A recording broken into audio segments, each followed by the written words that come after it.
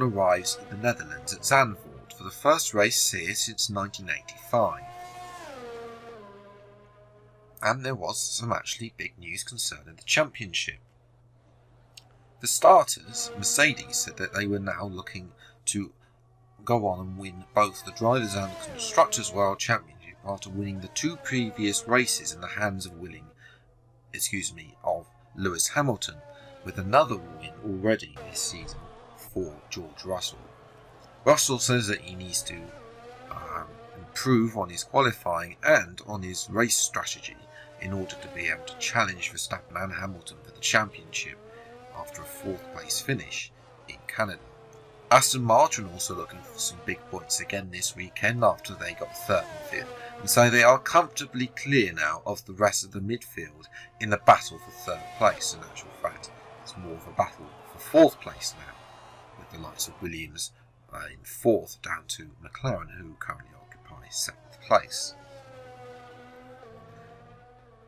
Also, Alpine decided that they'd had enough with their poor performance. You might recall that Alonso won the opening round in Australia, but times have become difficult for the French outfit recently, and they decided that the new engine wasn't working and giving the performance that they wanted, and ultimately decided that it was time to give the old engine a go and see what it can do compared to the new engine, and see if a new engine is required for the British Grand Prix.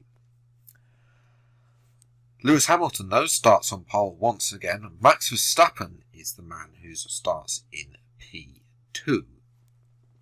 George Russell could only manage 3rd, a 10th behind Verstappen. Sebastian Vettel starts down in 4th, his best qualifying of the season so far.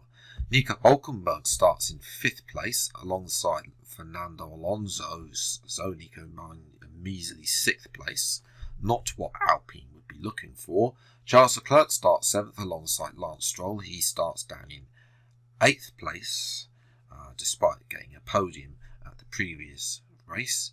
And that the McLarens of Ricciardo and Norris are 9th and 10th. Both of them will be looking for points today.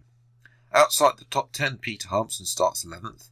Esteban Ocon disappointed. He'll only start down in P12 for Alpine. More disappointment there. Carlos Sainz back to 13th place, ahead of Alex Albon, who starts down in 14th place, ahead of his teammate. Pierre Gasly starts in 15th, not able to get the performance he wanted out of the car. And a great job for Sergio Perez in the Ford. He starts up in 16th place, the highest place so far for the Fords.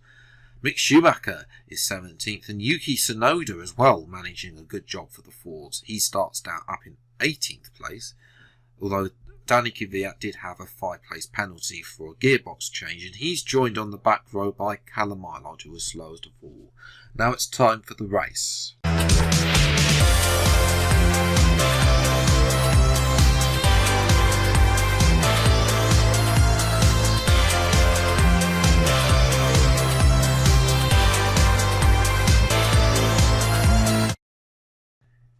Well, hello everyone, and welcome back to another video of the F1 Project Phoenix Series, a 2021 career mode. Today we're here for the 8th round of the season, 2021, at Zandvoort. So, yes, we'll see what we can do here. A track that I've done okay so far in this game.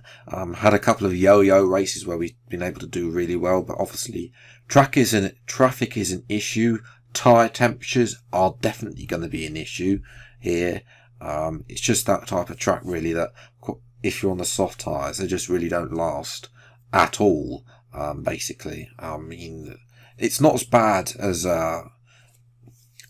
other races we've been to so far this season. Hungary, like they last, I think it was like 4 laps. The soft tyres will go 8 laps here, but we're going to change our strategy up here today.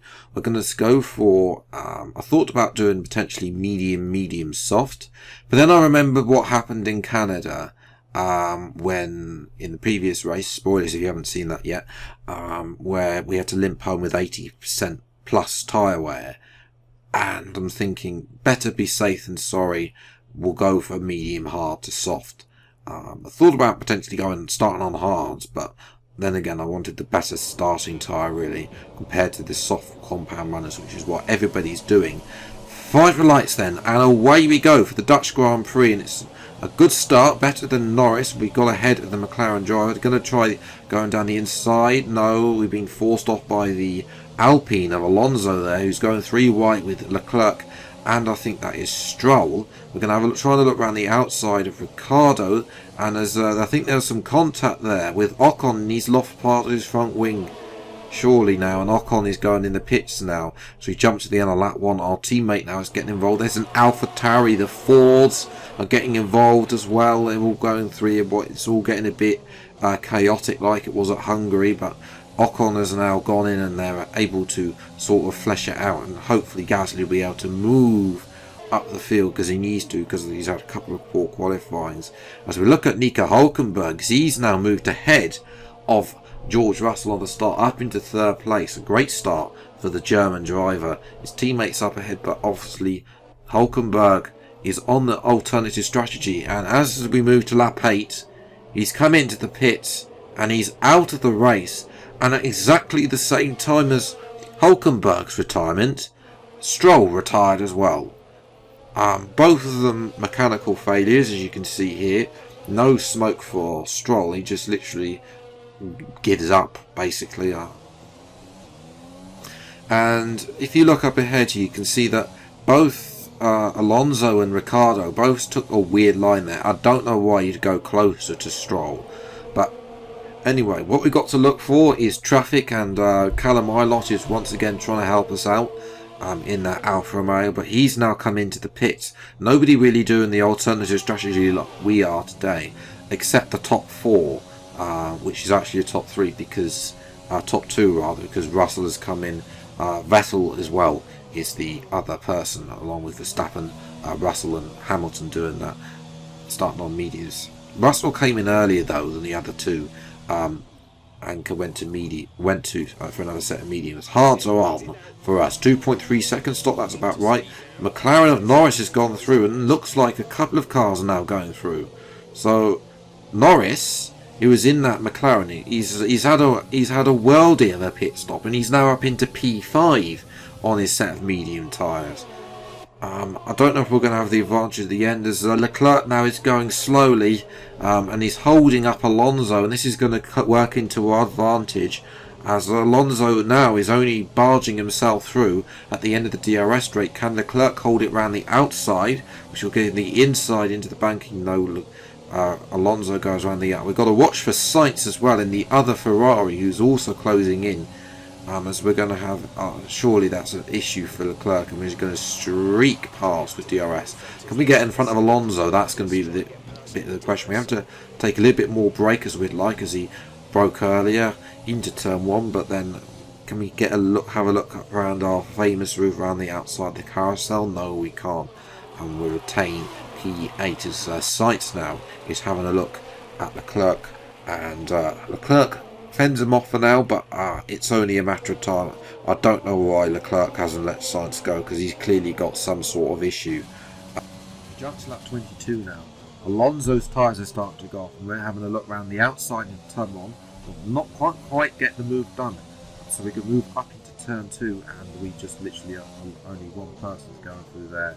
We move up into what is P6 on the road, although last round of pit stops has now been making done. As Alonso tries to keep his foot in, he then tries to shove us out, but we shove him back into that corner and move ahead of the Spanish driver.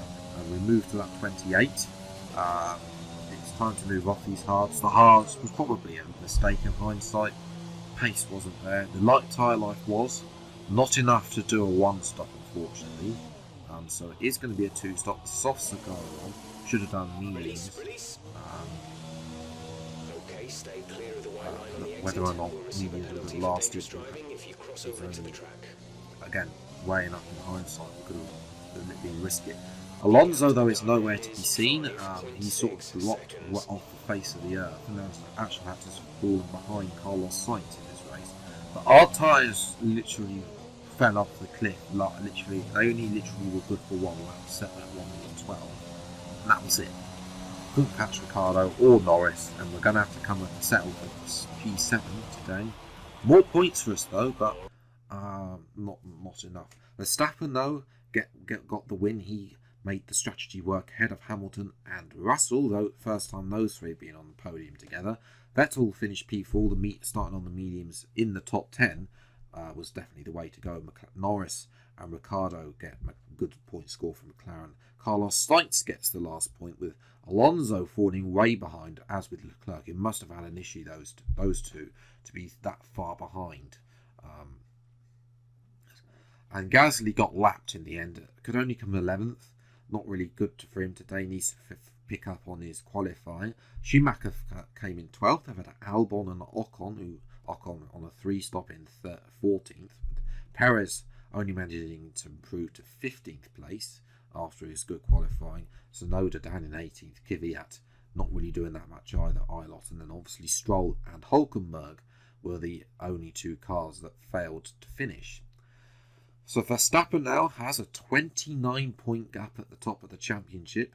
There's not really much to change in terms of the order. Russell has been caught by Hamilton. He's 1 point behind. We've opened the gap now to over Alonso to 3 points. Lando Norris has jumped into 7th place, and Ricciardo is now back up into 11th place. But it is tight from 8th down to 12th, only separated by 1 point. And Norris is now starting to get consistent points for McLaren as well to chase us down. In terms of the constructors, Mercedes have stretched their gap, even though the Red Bull won today. You can see that Aston Martin are comfortably clear as now in 4th place. McLaren jumped from 7th up to 5th, with Alpine and Ferrari not scoring today. So McLaren are now on a roll, and there's no change elsewhere because obviously the bottom 3 teams haven't scored. AlphaTauri only scored Monaco. See if they can score Azerbaijan, although I expect they need a bit more carnage there, because Monaco was just literally holding everybody up there for them as well. So yes, if you have enjoyed this video, then leave a like, subscribe to the channel for you, see plenty more episodes of the F1 Project Phoenix, a 2021 career mode, as I'm going to come out every Thursday on the channel. But until the next video, I'll see you next time. Take care, thank you so much for watching, enjoy your day, and goodbye.